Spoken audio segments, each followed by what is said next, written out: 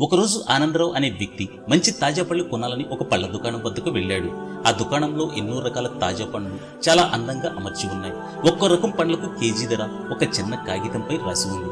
కానీ ఆశ్చర్యంగా దుకాణంలో ఎక్కడ యజమాని కనిపించలేదు. ఆ షాప్ మధ్యలో ఒక చిన్న బ్యానర్ వేలాడుతుంది. అందులో, అయ్యా, నా తల్లి గారికి ఆరోగ్యం బాగలేకపోవడంతో ఆమె సేవ కోసం నేను ఇంటి దగ్గరే ఉండాల్సి వస్తుంది. కావున మీరు మీకు కావలసిన పళ్ళు తీసుకుని వాటి ధరను ఈ గల్లా పెట్టెలు వేసి వెళ్ళగలరు అని వ్రాసి ఉంది. దాన్ని చదివిన ఆనందరావు, ఈ రోజుల్లో ఇంత అమాయకంగా ఎవరుంటారు? ఈ నమ్మకంతో ఇతను బిజినెస్ ఎలా నడుపుతాడు? ఎవరైనా దొంగలు గల్లా పెట్టె ఎత్తికెళ్లొచ్చు కదా. ఇతనికి సాయంత్రానికి నష్టమే. ఎలాగైనా సరే ఇదే విషయం ఆ షాప్ యజమానికి చెప్పాలి అని సాయంత్రం అతను వచ్చాక మళ్లీ వద్దామని అక్కడి నుంచి వెళ్లిపోయాడు.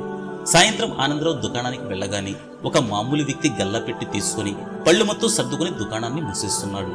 అప్పుడు ఆనందరావు అతని వద్దకు వెళ్లి, ఏమయ్యా, నువ్వు చేస్తున్న పని చాలా అమాయకంగా ఉంది. ఎవరు కూడా పండ్లు తీసుకుని డబ్బులు వేయకపోతే, లేక ఎవరైనా గల్లా పెట్టిన ఎత్తికెళ్లినా నువ్వేం చేస్తావు అని అడిగాడు. అతను మాత్రం ఓ చిరునవ్వుతో, మొదట్లో నేను కూడా ఇలాగే ఆలోచించేవాడిని. కానీ మా అమ్మ, బాబు, నేను ఈ లోకం నుంచి వెళ్లే రోజులు చాలా దగ్గరలోనే ఉన్నాయి. నిన్ను విడిచి ఒక్క నిమిషం కూడా ఉండలేను.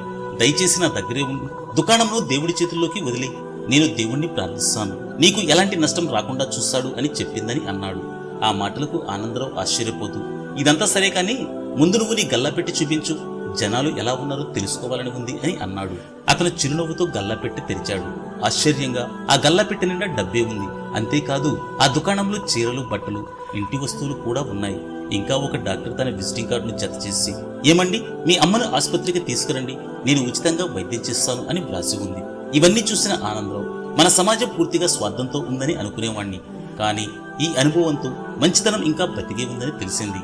ఇతను తల్లికి చేసిన సేవకు సాక్షాత్తు ఆ దేవుడే ఆయన దుకాణానికి కాపలాగా నిలిచాడు. నిజమే కదా? మీరేమంటారు? ఇలాంటి ఇంట్రెస్టింగ్ స్టోరీల కోసం ఇప్పుడే మన ఛానల్ను సబ్స్క్రైబ్ చేయండి.